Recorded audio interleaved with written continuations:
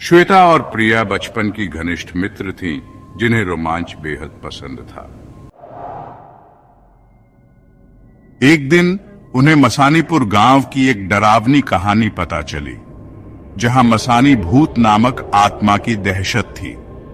गांव वालों के अनुसार ये भूतनी एक औरत की आत्मा थी, जिसे वर्षों पहले गांव के लोगों ने तांत्रिक विद्या के आरोप में जिंदा जलाकर मार दिया था और मरते समय उसने श्राप दिया था कि जो भी इस श्मशान में आएगा वह वापस नहीं जाएगा।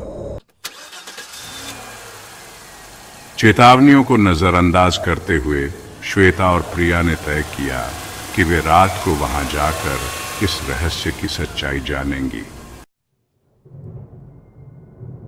रात के ठीक 12 बजे दोनों सहेलियां मसानीपुर के श्मशान पहुंची। चारों ओर घना अंधेरा था, हवा में जलती हुई चिता की दुर्गंध घुली थी और दूर कहीं उल्लू की डरावनी आवाज गूंज रही थी। जब वे भीतर बढ़ीं तो ठंडी हवा का एक तेज झोंका उनके चेहरे से टकराया, मानो किसी अदृश्य ताकत ने उनका स्वागत किया हो। अचानक पास के किसी सूखे पेड़ की टहनी चरमराती हुई गिरी और उनके पैरों के पास किसी चीज के खिसकने की आवाज आई। प्रिया ने टॉर्च जलाकर देखा तो वहां एक टूटी हुई चूड़ियों और जली हुई साड़ी का टुकड़ा पड़ा था। डर के बावजूद वे आगे बढ़ीं और बीच में रखे एक पुराने चबूतरे पर बैठ गईं, जहां गांव वालों के अनुसार मसानी भूत का वास था। वे आपस में बातें कर ही रही थीं कि अचानक किसी ने पीछे से श्वेता के कंधे पर हाथ रखा।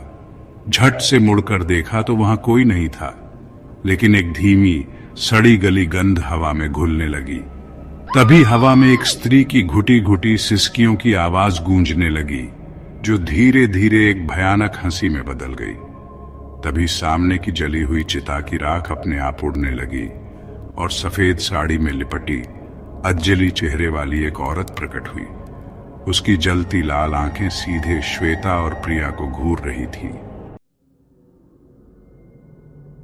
प्रिया ने हिम्मत जुटाकर पीछे हटना चाहा, लेकिन अचानक उसकी टांगों को किसी ने जकड़ लिया। जमीन से जलते हुए हाथ निकले और उसे नीचे खींचने लगे। श्वेता ने पूरी ताकत से प्रिया का हाथ पकड़ लिया, लेकिन तभी मसानी भूत हवा में तैरते हुए उनके करीब आई और प्रिया के कान में फुसफुसाई। उस पल श्वेता ने जेब से गंगा जल निकाला और भूतनी पर छिड़क दिया।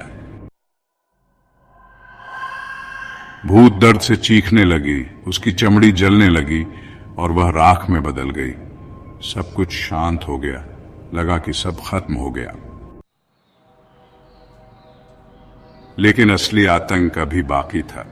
शहर लौटने के बाद प्रिया अजीब घटनाओं से घिर गई। खिड़कियों पर दस्तक, ठंडी सांसों की अनुभूति और वही भयानक आवाज। शुरुआत में उसे लगा कि यह सब उसका भ्रम है, लेकिन जब दरवाजे अपने आप खुलने लगे और शीशे में अजनबी परछाइयां दिखने लगी तो डर हकीकत में बदल गया। हर रात 3 बजे किसी के चलने की आवाज उसके कमरे के बाहर सुनाई देती, लेकिन दरवाजा खोलते ही वहां कुछ नहीं होता। धीरे धीरे चीजें और डरावनी होने लगी। प्रिया को ऐसा महसूस होता कि कोई अदृश्य शक्ति उसके कमरे में मौजूद है। एक रात वह सो रही थी कि अचानक उसके बिस्तर के पास किसी के खड़े होने का एहसास हुआ। उसकी आंख खुली तो सामने एक धुंधली परछाई दिखी, जो धीरे धीरे साफ होने लगी। वह वही भूतनी थी जिसकी जलती लाल आंखें उसे घूर रही थी। डर से कांपती हुई प्रिया ने जोर से हनुमान चालीसा पढ़ना शुरू कर दिया। तभी कमरे में रखे शीशे चटकने लगे, पंखा तेजी से घूमने लगा और दीवार पर उभरते रक्त रंजित निशान दिखाई देने लगे। किसी तरह वह रात कटी और अगली रात 9 बजे उसने लगातार भगवान का नाम जपना शुरू किया। लेकिन जैसे ही उसने आखिरी मंत्र बोला, कमरे में रखी मोमबत्तियां अपने आप बुझ गईं और वही ठंडी सिसकियों की आवाज सुनाई देने लगी। स्थिति बिगड़ती देख उसके माता पिता ने एक अघोरी साधु को बुलाया। अघोरी ने बताया कि मसानी भूतनी ने प्रिया को अपना माध्यम बना लिया है और 7 दिनों के भीतर वह पूरी तरह उसकी आत्मा पर कब्जा कर लेगी। उसे मुक्त करने के लिए एक विशेष अनुष्ठान करना होगा, जिसमें 7 रातों तक मंत्रों का जाप करना होगा और श्मशान की राख को जलाकर उसमें पवित्र गंगा जल मिलाना होगा। अनुष्ठान शुरू हुआ। हर रात भयावह घटनाएं घटती रही। कभी घर की दीवारों पर खुद ब खुद खून से निशान उभर आते, तो कभी किसी के फुसफुसाने की आवाज सुनाई देती। 6ठे दिन प्रिया पूरी तरह कमजोर हो चुकी थी।